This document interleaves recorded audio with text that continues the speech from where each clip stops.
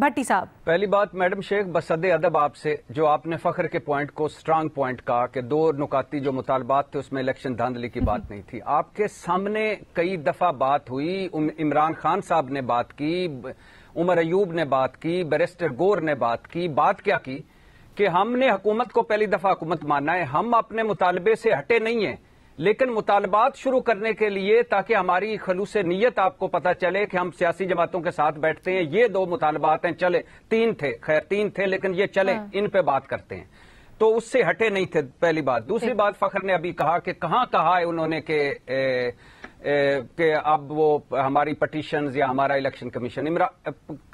پرسوں یا ترسوں بیرسٹر گور ملے ہیں عمران خان سے، باہر نکل کے انہوں نے 6 عمران خان کی کہا ہے کہ عمران خان نے 6 ہدایات دی ہیں. پہلی یہ تھی کہ مذاکرات میں کوئی مذاکرات ایسے نہیں جس میں کوئی ڈیل کا تاثر ہو.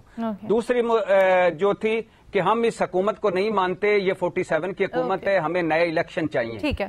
یہ ایک سوال میں پوچھوں بھٹی صاحب سے، میں بے نظیر کو شامل کرنا چاہ رہی تھی لیکن اگر مختصر ہے تو پھر میں ایک سوال صرف چھوٹا سا. بھٹی صاحب دیکھیں، میں اس لیے بات کر رہا تھا، اسلام آباد ہائی کورٹ کا ایک فیصلہ ہے کہ پی ٹی آئی سے ملاقات کے لیے منگل اور تھرسڈے کے دن مقرر ہیں، وہ نہیں کرانے دیا گیا، تو انہوں نے درجنوں اب یہ پٹیشنز دائر ہونا شروع کر دی ہیں کہ یہ اسلام آباد ہائی کورٹ کے احکامات کی خلاف ورزی ہے.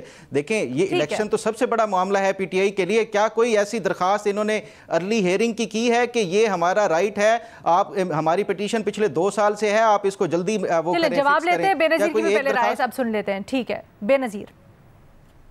علینا، جہاں تک دھاندلی کی بات ہے الیکشن کی، دیکھیں ایک اندازہ ہے سب کو کہ جو طاقتور حلقے ہیں وہ تو اس معاملے کو شاید آگے نہیں جانے دیں گے.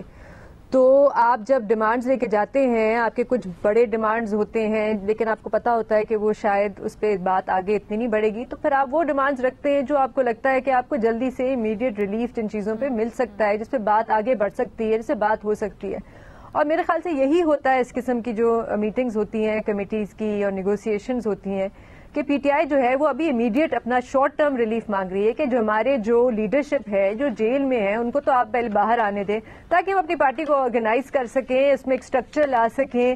اس وقت پارٹی جو ہے وہ بٹی ہوئی ہے، بہت سے لوگ جو ہیں وہ جیل میں ہے، کوئی سٹرکچر نہیں ہے پارٹی کا. پھر جا کے اب ایک اپنی اسٹریٹجی بناتے ہیں کہ اچھا اب آپ پچھلے الیکشن کے بارے میں کیا کر سکتے ہیں، ہماری الیکشن کیمپین کیا کر سکتے ہیں. جی اچھا، ایک جملہ فخر صاحب، اب پچھلے ہفتے ابھی بات اس پہ پوری پریس کانفرنس ہوئی ہے پاکستان تحریک انصاف کی، ہماری پٹیشنز پڑی ہوئی ہیں، ان کو سنا جائے. پچھلے ہفتے پتہ نہیں کیا ہم سارے نہیں دیکھتے.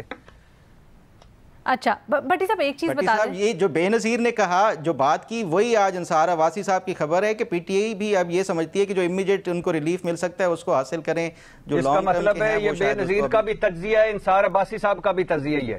نہیں سر، تو ہم نے تو شروع اس طرح سے کیا تھا، تجزیاتی رپورٹ ہے، آپ لوگ انٹرو بھی سنا کریں لیکن اس کے اوپر اپنا تجزیہ تبصرہ کریں نا کہ مطلب کیا سین ہے، کیا ہو رہا ہے نہیں ہو رہا ہے.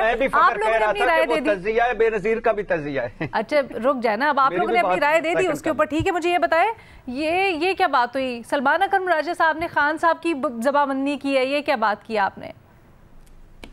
جی اسلام آباد ہائی کورٹ میں غالباً اگر میں غلط نہیں ہوں تو جسٹس ڈوگر صاحب کی عدالت میں انہوں نے کہا کہ یہ سیاسی گفتگو کرتے ہیں. جب ملاقات ہوتی ہے، ملاقات وکلا سے ہوتی ہے، گفتگو سیاسی ہوتی ہے، اس پہ الحمدللہ سلمان اکرم راجہ صاحب گارنٹی دیا ہے کہ آئندہ بات چیت نہیں ہوگی. تو اب عمران خان صاحب کی بات چیت نہیں ہوتی.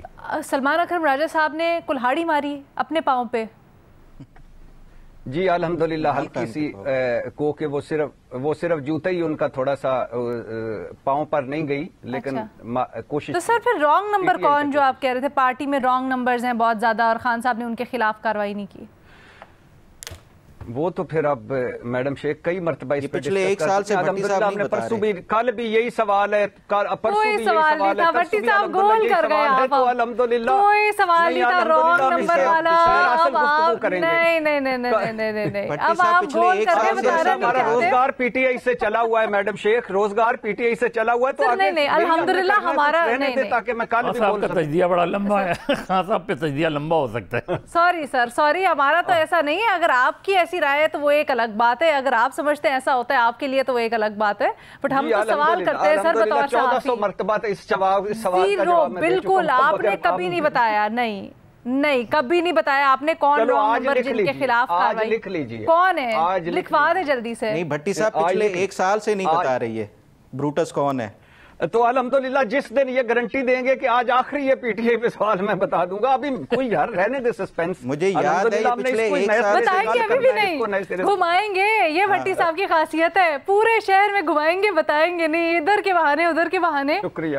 بندے نے بتانا سیدھے سیدھے کہتے ہیں یہ لے میڈم شیخ, یہ نام لے, دوبارہ سے ریپیٹ کر دیتا ہوں, نہیں بتانا آپ نے. علی امین نے کہا تھا میڈم شیخ کو بتا دیں کہ ہم ایسے نہیں ہیں جیسے وہ سمجھتی ہیں. اچھا بھٹی صاحب, نام آپ نے پھر بھی نہیں بتایا. جیکٹ بھی دی تھی, ایک جیکٹ بھی دی تھی کہ یہ پہن کے جانا میڈم شیخ کے شو میں.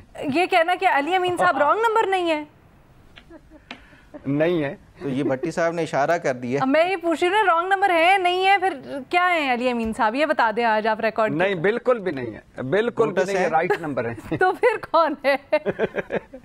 چلے بھٹی صاحب, میں آپ کو ریسکیو کر لیتی ہوں. بھٹی صاحب نہیں ایسے نہیں, میں اتنا نہیں آپ کو تنگ کروں گی.